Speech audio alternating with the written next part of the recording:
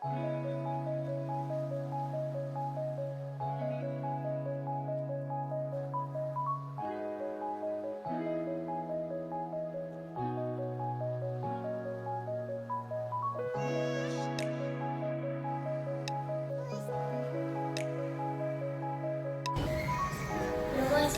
અમે તમને ભૂમિ સ્વરૂપો વિશે જણાવવાના છે.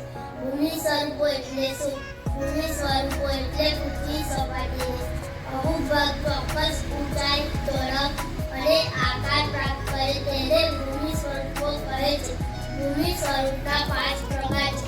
પહેલો પર્વત, બીજો ખીણ, ત્રીજો ઉચ્ચ પ્રદેશ, ચોથો ટાપુ અને પાંચમો મેદાન છે. તો ચાલો હવે આપણે પર્વતો વિશે જાણીએ.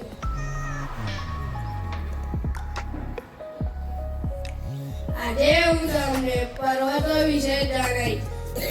સમુદ્ર સપાટીથી લગભગ 900 મીટર વધુ ઊંચાઈ ધરાવતા દિવ્ય જોડાઈ ધરાવતા તે વિસ્તારને પર્વત કહે છે. પર્વતોના 4 પ્રકાર છે. પહેલો ગેડ પર્વત, બીજો ખંડ પર્વત, ત્રીજો જ્વાળામુખી પર્વત, ચોથો અવશિષ્ટ પર્વત. ચાલો આપણે આ 4 પર્વત વિશે જાણીએ. આજે હું તમને ગેડ પર્વત વિશે જણાવીશ. ગેડ પર્વત એટલે શું?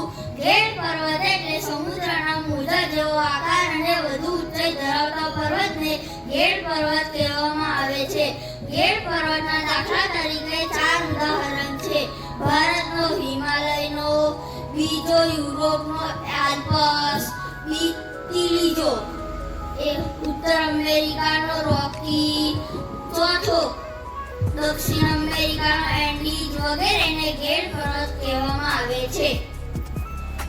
આજે હું તમને ખંડ પર્વત વિશે જણાવીશ. ભૂગર્ભિક બળોને લીધે બે ભૂમિ સ્તરો પર ખેંચાણ બળ લાગે છે ત્યારે તેમાં તિરાડ કે ફાટ પડે છે અને આજુબાજુનો ભાગ બેસી જાય અને વચ્ચેનો ભાગ સ્થિર રહે તો તે ખંડ પર્વત અને નીચે બેસી જતા ભાગને ફાટકી રચાય છે. ઉદાહરણ જર્મનીનો હોસ્ટ પર્વત તેનું શ્રેષ્ઠ ઉદાહરણ હોવાથી ખંડ પર્વતને હોસ્ટ પર્વત પણ કહેવામાં આવે છે. ભારતમાં આવેલા નીલગિરી સાતપુડા હોસ્ટ પર્વતને ખંડ પર્વત પણ કહેવામાં આવે છે. આજે હું તમને જ્વાળામુખી પર્વત વિશે સમજાવીશ. તમે શાંતિથી સાંભળજો. જ્વાળામુખી ફાટતા પ્રસ્ફોટનથી બહાર ફેંકતા પદાર્થો શંકુ આકારે જમા થતા તે જ્વાળામુખી પર્વત બને છે. જેમ કે જાપાનનો ફ્યુજીયામા અને ભારતનો બેરનપાર તેના ઉદાહરણ બે છે. એક પાવાગઢ અને બીજો જૂનાગઢમાં આવેલો ગિરનાર પર્વત. અવશિષ્ટ પર્વતો. ચાલે આજે આપણે જાણીએ અવશિષ્ટ પર્વત વિશે. હજારો વર્ષથી ઊંચા પોચા ખડકી ઘસાઈને વહી જાય છે તથા નક્કર ખડકમાંથી બનેલ ભૂમિભાગ ઊંચા ભૂમિખંડ તરીકે ટકી રહે છે તો તેને અવશિષ્ટ પર્વત કહેવામાં આવે છે. તેના 5 ઉદાહરણ છે. નંબર 1 અરવલ્લી, નંબર 2 નીલગિરી, નંબર 3 રાજમહલ, નંબર 4 પૂર્વઘાટ. આ હતા અવશિષ્ટ પર્વતના ઉદાહરણ. આજે હું તમને ઉચ્ચ પ્રદેશ વિશે જણાવીશ. ઉચ્ચ પ્રદેશ સમુદ્ર સપાટીથી આશરે 180 મીટરથી વધુ ઊંચાઈ ધરાવતા ભૂમિભાગને ઉચ્ચ પ્રદેશ કહે છે.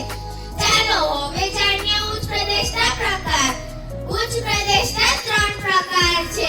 પહેલો આંતરપર્વતીય ઉચ્ચ પ્રદેશ, બીજો પર્વતક્રાંતીય ઉચ્ચ પ્રદેશ, ત્રીજો ખંડીય ઉચ્ચ પ્રદેશ. આ બધા હતા ઉચ્ચ પ્રદેશોના પ્રકાર.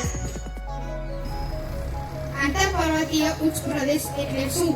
ચારે બાજુ બાજુથી ઊંચી પર્વતમાળાઓથી ઘેરાયેલ કે આંશિક ભાગ રીતે ઘેરાયેલ ભૂમિભાગને આંતરપર્વતીય ઉચ્ચ પ્રદેશ કહેવામાં આવે છે. તેના ઉદાહરણો છે કે એક તિબેટનો ઉચ્ચ પ્રદેશ, બીજો મોંગોલિયા. આજે હું તમને પર્વત પ્રાંતીય ઉચ્ચ પ્રદેશ વિશે જણાવીશ. પર્વતોની તળેટીમાં એક તરફ સીધો ટોળા ધરાવતા પ્રદેશને પર્વત પ્રાંતીય ઉચ્ચ પ્રદેશ કહે છે. તેના ઉદાહરણ તરીકે વેલ્લો, પીડમોન્ટા, બીજો પેટાગોનિયા અને ત્રીજો માળવા છે. આજે હું તમને ખંડ પર્વત વિશે જણાવીશ. ખંડ પર્વત એટલે ભૂગોળની પરિવર્તનના લીધે ઉંચાયેલા ભૂમિભાગના સ્તરો ખૂબ ઊંચાઈ સુધી ઢળવાથી ખંડ ઉપવનનું નિર્માણ થાય છે. ખંડ ઉપવનના ઉદાહરણ છે 3. પહેલું બ્રાઝિલનો ઉચ્ચ પ્રદેશ, બીજો ઓરસ્કાનો ઉચ્ચ પ્રદેશ અને ત્રીજો